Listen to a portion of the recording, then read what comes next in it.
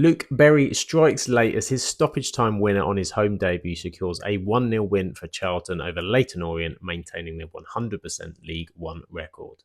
Charlton made just one change from their opening day victory against Wigan as new signing Luke Berry came in for Carroll Anderson, who dropped to the bench, while Leyton Orient sweep the changes, 4 additions to their lineup, Omar Beckles and Thomas James coming into the defence as Jamie Donnelly and Daniel Agate also came into the side. Now, Orient attacker Charlie Kelman had the best chance of the first half. For Orient, he dragged his shot wide and then he had another one easily saved low by Will Mannion for Charlton. But there will be disappointment for Charlton through the afternoon as Josh Edwards was seen sadly leaving the pitch on a stretcher after 27 minutes from a Sean Clare challenge. He caught him very late. It was very nasty on the ankle. Really not sure, to be honest, that was only a yellow and not a red. It was a shocker of a challenge. But Charlton now said they're awaiting the outcome of the x-ray of Edwards' injury. I hope it's nothing too serious and he's back soon. Charlton ramped up the pressure though after the break. They still struggled to create clear opportunities. Connor Coventry hit a long distance shot over while Kane Ramsey's strike took a deflection and clipped the crossbar.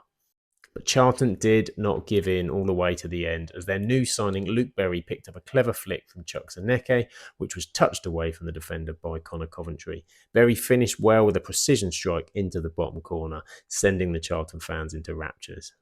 Charlton will return to their home ground once again next week as they take on Bolton Wanderers, while Leyton Orient have a difficult home fixture hosting Birmingham City. Doubles for Kwame Poku and Joel Randall sink Shrewsbury Town as Peterborough United take 3 points and a 4-1 victory from their trip to the Crowd Meadow. In the starting lineup, Shrewsbury had made 2 changes from their opening weekend defeat at Stevenage as Morgan Feeney came into defensive position and Harrison Biggins started in midfield. Darren Ferguson rang 3 changes for Peterborough in O'Brien Brady, Malik Motherwille and Abraham Odoi also entered the starting lineup. Now, it won't have seemed that way come the full-time whistle, but Shrewsbury were delighted after just 20 minutes. After the ball out of the box fell straight to Carl Winchester. His first touch allowed the ball to sit up and he hit a tremendous half volley from 25 yards to put Shrewsbury ahead. It's a shame a goal like that doesn't bring Shrewsbury any points, but it was a wonderful goal to see and the fans will have enjoyed the moment. But 2 minutes later, it was level. Kwame Poku's quick touch and finish on the edge of the box for Peterborough was just too quick for the defence, and he rolled it sweetly into the bottom corner. Poku's second was an excellent strike on the edge of the area, curling into the top corner after a great dribble through the middle from Archie Collins. The 23-year-old scored 11 goals last season in League One, and he already looks assured in front of goal this season as well. Late on, Joel Randall was keen to get in on the goal action with a brace just minutes apart from each other. His first taking advantage of a defensive error to tap into an empty net, with his second coming from just another defensive mistake, a kind of 1-2 that he hit with Oberam Odoi, and he finished well to make it 4-1 to Peterborough. Up next for Shrewsbury, having sunk to the bottom of the division, it looks like things won't get any easier with a trip to Huddersfield, who are 2 wins from 2. While Peterborough will look to pick up a run of form at St James's Park against Exeter City. Stockport sailed to the top of League One with 3 second-half goals at Bloomfield Road to claim a 3-0 win over Blackpool. Blackpool manager Neil Critchley rang the changes with 4 players brought in to change things up from the opening day. Elkan Baggott, Robert Apter, Ryan Finnegan and Ashley Fletcher all coming in, while Jay Challoner trusted the same lineup which did the job against Cambridge last week. Super Louis Barry struck a post in the first half, signalling Stockport's intent, and Carl Wootton headed over the crossbar so the scores were level at half-time. Ashley Fletcher thought he had opened the scoring just after the break, but he was ruled offside for Blackpool. Now, for the first goal of the game, it was tremendous work from Louis Barry, who last week, of course, scored that audacious lob, brilliant in the first game, and brilliant again here as he went on a mazy dribble, cutting in from the left, dancing past Blackpool defenders before unleashing a strike into the bottom left-hand corner past Dan Grimshaw. Then later on in the last 10 minutes, an awful throw out from Grimshaw was punished by captain Lewis Bate. He picked it up, charged forward and rolled the ball to Jaden Fevrier. Grimshaw well punished for his error and it put Stockport 2-0 up. Things then got even better for Stockport towards the end as Isaac Oliofe shrugged off the defender from a long ball. He managed to spin and strike home for a 3-0 victory and keeping the 100% record intact for Stockport, while Blackpool was still left looking for a league point. Blackpool revert back on the road next week with an away trip to Cambridge United, while Stockport County will play in the Saturday lunchtime kickoff, defending their 100% league record, of course, at home to Bristol Rovers. Crawley Town came away with all 3 points at Cambridge, thanks to Adi Adeyemo striking a late winner just 4 minutes from time at the Abbey Stadium. Cambridge moved from a 4-3-2-1 to a 3-4-2-1 formation this week, bringing in 3 player changes: Connor Riordan at centre-back, Daniel Bentley in attacking midfield and Paul Digby in central midfield. Crawley, on the other hand, backed their winning team against Blackpool and were unchanged. Now, in the match, it looked like the home side was sure to take the lead after just 7 minutes when Shane Lavery had his close-range effort saved by Jojo Wallacott before Sully Kaiko went for the rebound, but it was cleared well off the line by Josh Flint. James Gibbons then sent a looping header wide before James Brophy could only fire at Wallacott after his clearance had been charged down by Lavery. With the game still level entering towards the back end of the match, Crawley looked the most likely to score. Jay Williams shot weakly at Reyes, who was on hand to deny Ronan Darcy as well after he was teed up by substitute Kamara. But Crawley did find the breakthrough. It came in the 86th minute. Adeyemo struck a late winner. It was an impressive 2 wins out of 2 for Crawley. He'd blazed over an earlier chance, so did well to be composed here as he rounded Vicente Reyes, putting himself wide, but he did manage to fire in. 3 points in the bag for Crawley Town. Cambridge will be back at home next week as they entertain a Blackpool side who, like them, have lost both league games so far, while Crawley will travel to Wigan with their 100% league record intact. Huddersfield Town saw off Stevenage to make it 3 wins out of 3 in all competitions, as Josh Karoma and Ben Wiles' goals were enough to see off a late Harvey White penalty consolation. Huddersfield Town made a single change to their lineup with Daniel Ward coming in up front, while Stevenage manager Alex Revel made a triple change from the weekend before, Dan Butler, Charlie Good and Jordan Roberts all coming into the starting 11. It was the home side who took a deserved lead through Josh Karoma on 26 minutes as Lasse Sorensen's excellent cross found the header Karoma after his run to the near post. With 74% possession in the first half, Stevenage just couldn't get the ball off of Huddersfield and they'd only registered a single shot on target. After the break and things got harder for Stevenage as Ben Wiles peeled off to the edge of the box to be picked out by a cutback by that man again, second assist of the game, Lasse Sorensen. That made it 2 goals in 2 matches for Wiles, who funnily enough didn't score at all last season. Stevenage were awarded a penalty in injury time for holding inside the box. Substitute White stepped up to blast home, but it was nothing more of a consolation for them as Huddersfield won the game 2-1. Huddersfield manager Michael Duff has warned his side though against complacency, crediting an excellent first half but not a very successful second half. We got sloppy and complacent, and once you start like that it's hard to change. The last kick of the game is the disappointing moment for us, but ultimately it is a win. Whereas Alex Ravel for Stevenage said, first half we didn't get enough pressure on the ball, we allowed them to dictate the play. I don't know why, if I'm honest, why that mentality. It didn't materialise how we wanted it to, but that's not an excuse. We still had to match a runner when they go through, and for all their play they score from a cross and we haven't marked a player. Huddersfield will fancy their chances next week as they take on Shrewsbury Town side at home next weekend, who are bottom with a -4 goal difference, while Stevenage are on the road again in the lunchtime kickoff on Saturday away at Burton Albion. Barnsley picked up their first win of the League One season with a 2-1 win at Lincoln. Sam Cosgrove and Mark Roberts on the score sheet for the Tykes. Lincoln were unchanged in personnel for the visit of Barnsley, while Darren Clark brought in a new on-loan goalkeeper from Chelsea, Gabriel Slanina, as well as Donovan Pines and Barry Cotter. Sam Cosgrove was on hand after 13 minutes for the away side to open the scoring for Barnsley, the exact minute that they went behind in last week. An excellent touch from the crossfield ball was then caressed with curl into the bottom corner beyond the despairing goalkeeper. Lincoln had chances to get back in the game after Adam Phillips headed a corner over. Impressive goalkeeper Slanina though brilliantly stopped an effort from Jovan Makamba, 1-on-1 before House and JJ McKiernan came close with shots from the edge of the box. Straight away though after the restart and Barnsley made Lincoln's chances all the more difficult as Mark Roberts bullied the defender to head home a looping cross after Barry Cotter had done some excellent work down the right. It was Roberts' first league goal for 3 years and doubled the lead for Barnsley. Ben House then did restore some hope for Lincoln with 20 minutes to go, a finish into the bottom left-hand corner with time for a Lincoln equaliser, but they were unable to find it as Barnsley take 3 points on the road. And manager Darren Clark was unhappy with his team, however. He said that it was nowhere near good enough. I don't paper over the cracks. The performance was poor. We were sloppy. We had one or two good moments, but I'm pleased to win, but I don't want to be too negative, but we have to be better. Our decision-making, transition of the ball was sloppy. It's a second home match in a row for Lincoln City next as they host Mansfield Town on Matchday 3, while Barnsley will look to back up their first win when they return to Oakwell and host Northampton Town. Mansfield Town and Burton Albion shared the points in a thrilling game at the One Call Stadium, with a 3-3 draw as Mansfield grabbed a late penalty equaliser. The home side made a single change from their opening evening victory at Barnsley, Will Evans, the new signing, coming in up front. Burton made 4 changes, with Mark Robinson selecting Crocombe, Armour, Akoto and Chalk to reinvigorate the side after an opening day defeat to Lincoln City. And it was Will Evans who opened the scoring for Mansfield after a dreadful mistake on a loose pass from Max Crocombe. David Keeler-Dunn saw his shot blocked before Will Evans buried home for the lead. Burton, however, retaliated just 3 minutes later as Billy Bowden unleashed a wonderful strike, running with the ball after touching it past the defender and from 20 yards out, absolutely flying it into the bottom corner.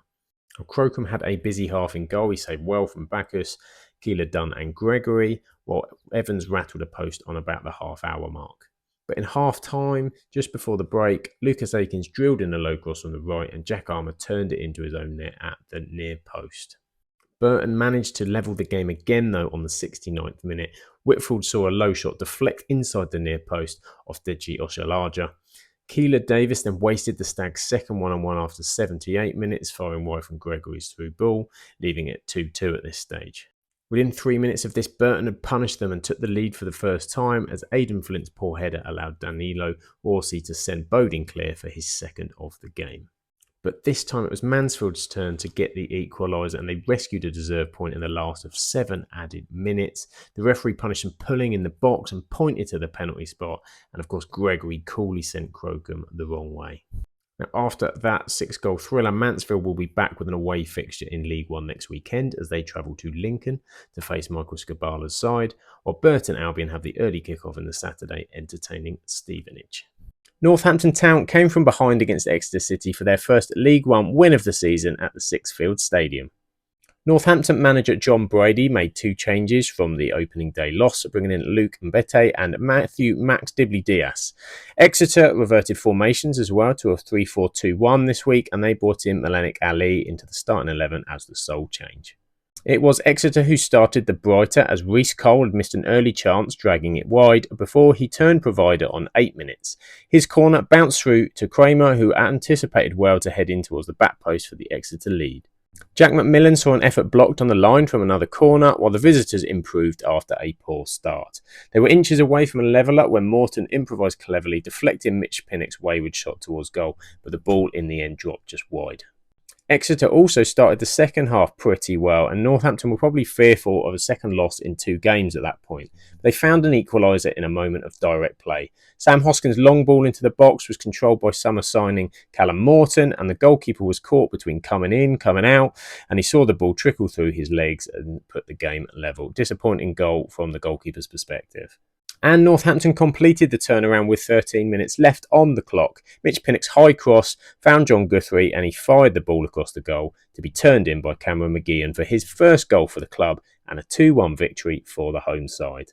Exeter boss Gary Caldwell commented that they didn't kill the game in the end, saying the way that we started the game was outstanding and we scored a set piece that we've been working on, but we should have scored more goals in that period.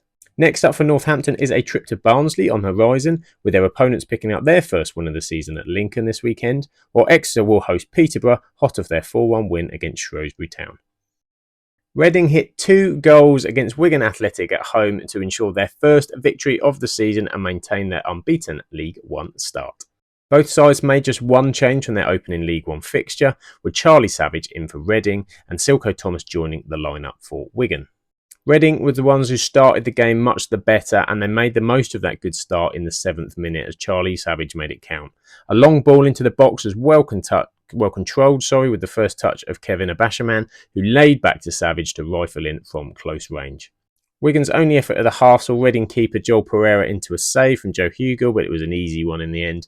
Sam Smith, Mamadi Camara and Abashamam all missing chances to double Reading's lead before the break. It took just 12 minutes of the second half, however, for Reading to go 2 up. Sam Smith was put through on goal, and keeper Sam Tickle did make a great save with his legs, but the defence was slow in the reaction. Abashamam was quickest. First he got to the loose ball and he touched home to give Reading a cushion. After that, Pereira did have to make a smart save to turn away Jordan Jones' shot later on, but in all they were largely unthreatened later on, Reading, and well worth their 2-0 victory. Now, American owner Rob Cohig and his consortium expected to take control of Reading early next week. This should hopefully end the turbulent 7-year reign of the Chinese businessman Dai Yong after an 11-month sale process. It hopefully gives Reading a brighter outlook on their future. Now, fixture-wise, Reading will look to build on their good start with an away trip up next to newly promoted Wrexham, who, like Reading, have 4 points from their first 2 games, while Wigan host Crawley Town, who boast an immaculate League One record to date. Rotherham United drew a blank at home to Bristol Rovers as former manager Matt Taylor returned to the club for a goalless draw between the two. Rotherham manager Steve Evans actually made 5 changes from last week's opening lineup as he rang the changes. Nom, Powell, Kelly, McDonald and James all coming in a kind of 4-3-1-2 formation if you look at the online stats. As Bristol Rovers made just a single change with Raul Sotriou in from the start for Scott Sinclair. Christ Taihe rattled the upright early on for Rotherham with a good chance after controlling an incisive pass from Reece James. Rovers keeper Josh Griffiths had a strong afternoon in all, and he made an excellent double save from Cameron Humphrey and Sam Nom, while Isaac Hutchinson was frustrated at the other end as his shot did nothing to trouble Dylan Phillips. Second half substitute Luke McCormick, he almost made an instant impact for the away side, but he struck off target from Grant Ward's cross. Then Jamie McCart for Rotherham, he had a header that deflected off the crossbar, and Griffiths also kept out Johnson Clark-Harris as well during the 90. Jordan Hugill was another who had a chance. He'd just come off the bench and he managed to get hold of a powerful volley towards the end, but it flew over the bar and there were no goals to see at the New York Stadium. Overall, the Millers certainly had the better of the chances, but they couldn't convert it into a goal or their first league win of the season, so the points were shared between Rotherham and Bristol Rovers. Next up, Rotherham go searching again for their first goal of the season away at Wycombe Wanderers next weekend, while Bristol Rovers face current top of the table Stockport County in the lunchtime Saturday kickoff. Birmingham City took 3 points on the road in a 3-2 away win at Wycombe Wanderers, putting their first victory on the board in their quest to get back to the Championship. Wycombe made a double change for the visit of Birmingham, Ryan Tafazoli at centre-back and Matt Butcher at centre-midfield coming into the side. For the Blues, they made 4 changes by Chris Davis. Christopher Clara, Keshi Anderson saw Dion Sanderson and Koji Miyoshi drop to the bench, as well as starts for Luke Harris and Emil Hansen. It was the home side who managed to open the scoring, the unfortunate Christian Bielik scoring an own goal. Wycombe countered well against a Birmingham attack. Kieran Sadlier put a low ball into the cross. Bielik couldn't really do anything with his feet, couldn't sort them out, and he ended up diverting the ball into his own net. But Birmingham were level after half an hour, as with Alfie May they were expecting high goal figures this season, and the new signings added already his second of the League One campaign from close range, as Wycombe failed to deal with an Ethan-led cross. The second half saw Birmingham take further control. Luke Harris's low finish from Ayumi Yokoyama's cross turned things in the Blues' favour with 25 minutes to go. Then the brilliantly named Willem Williamson put the game beyond Wycombe with 10 minutes to play, as his left-footed finish on the half volley inside the box gave Birmingham a 2-goal cushion. Sam Vokes did pull one back for the home side, taking his league tally to 2 for the season, but it wasn't enough as Birmingham were able to claim all 3 points. Blues manager Chris Davis said it was really important to get the win for Birmingham. He said, going a goal down, we showed a lot of character to respond to that and continue to do what we do and not change. That was a really pleasing part because that's not an easy situation. Wycombe next will host Rotherham United, who are yet to score a goal, while Birmingham are on the road again next weekend, this time facing Leyton Orient. Sunday afternoon saw Bolton Wanderers share the points with Wrexham in a goalless draw at the Tough Sheet Community Stadium. Bolton manager Ian Evatt made 2 changes from the opening league fixture as both George Johnston came into the defence with John McAtee added further up the pitch. As Wrexham made just a singular change with Sebastian Revan coming in at right wing back/fullback. Now onto the match, Arthur Okonkwo produced a really good save to deny Aaron Collins early on before the Wrexham goalkeeper kept out Dion Charles' deflected effort as well in the second half. Stephen Fletcher probably had the pick of the remaining chances, drilling straight at Nathan Baxter from distance in the final stages, as both clubs kept the first clean sheet of the 2024-25 season. With 4 points from their opening 2 games, neither side will be too disappointed in the end result, even if the game itself on Sunday didn't quite live up to the expected clash that was anticipated. Ian Evatt commented afterwards, "I thought we deserved to win it," he said. "I think we were the team probing and asking questions for large spells. We had control, we started the game really well and probably should have gone ahead. Second half, I didn't think we quite got to the same level, and that's understandable from my perspective, given the players haven't played a lot of football." Wrexham boss Phil Parkinson said, "They're a good side, it was a good test for us today. They started so quickly and we didn't quite react to that start, but I thought we grew well into the game."